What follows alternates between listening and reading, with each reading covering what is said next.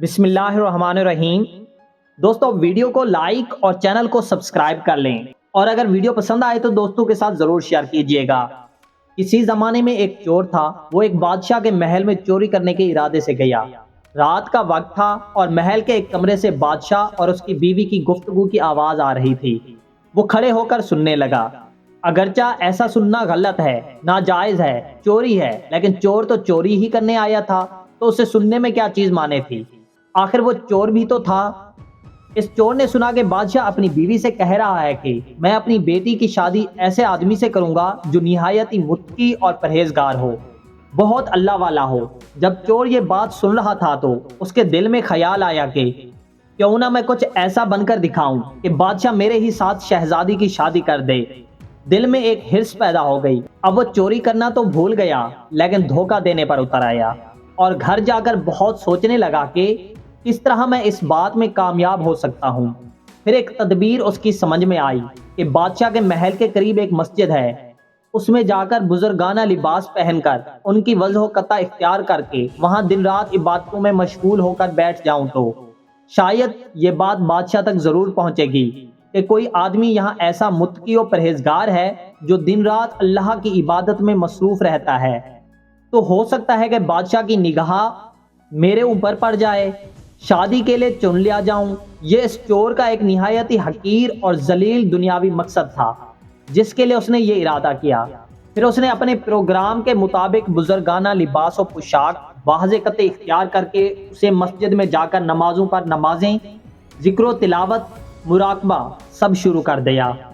دن رات گزرتے رہے اور لوگوں میں شہرت ہو گئی کہ کوئی اللہ والا بہت بڑے ولی آئے ہیں جو دن رات اللہ کی عبادت کرتے ہیں۔ یہاں تک کہ یہ بات بادشاہ تک پہنچ گئی کہ یہاں کوئی اللہ والے آ کر بیٹھے ہیں، جوان، زہد و عبادت میں لاجواب، تقوی و طہارت میں بے نظیر۔ جب بادشاہ کو اس بات کا علم ہوا تو انہوں نے اپنے ارادے کے مطابق غور و فکر شروع کر دیا کہ شہزادی کے متعلق جو سوچا تھا اس کے لیے اس کا انتخاب کیوں نہ کر لیا جائے۔ بادشاہ نے اس سلسلے میں گفتگو کے لیے اپنے وزیر کو بھیجا۔ وزیر اس شخص کے پاس مسجد پہنچا اور باادب ہو کر اس سے کہا کہ میں آپ کی خدمت عالیہ میں بادشاہ کی طرف سے ایک پیغام لے کر آیا ہوں۔ اس نے پوچھا کہ کیا پیغام ہے؟ وزیر نے بتایا کہ بادشاہ نے کئی سال پہلے یہ فیصلہ کر لیا تھا کہ وہ اپنی بیٹی کا نکاح ایک ایسے شخص سے کریں گے جو بڑا متقی و پرہیزگار ہو، اللہ والا ہو، اور وہ اس کی تلاش میں تھے، تو ان کی نظر انتخاب آپ پر لا کر رک گئی ہے، لہذا بادشاہ نے مجھے بھیجا ہے کہ اس سلسلے میں آپ سے گفتگو کروں۔ یہ شخص جو دراصل اس تمنا و آرزو میں یہاں آ کر بیٹھا تھا بہت دیر تک وزیر کی گفتگو سنتا رہا۔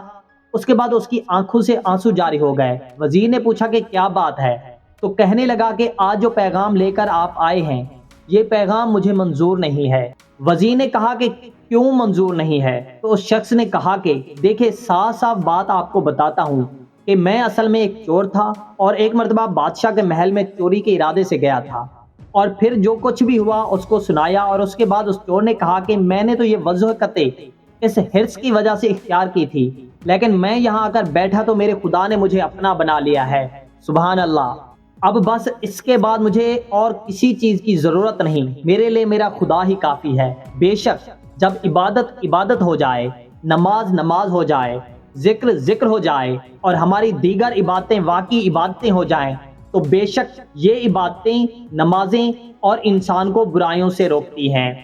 دوستو، اگر آپ کو ویڈیو پسند آئے اور آپ کو لگے کہ اپنے دوستوں کے ساتھ شیئر کرنی چاہیے تو اس ویڈیو کو شیئر ضرور کیجیے گا، اور اپنی رائے کا اظہار کامنٹ سیکشن میں ضرور دیجیے گا۔ شکریہ۔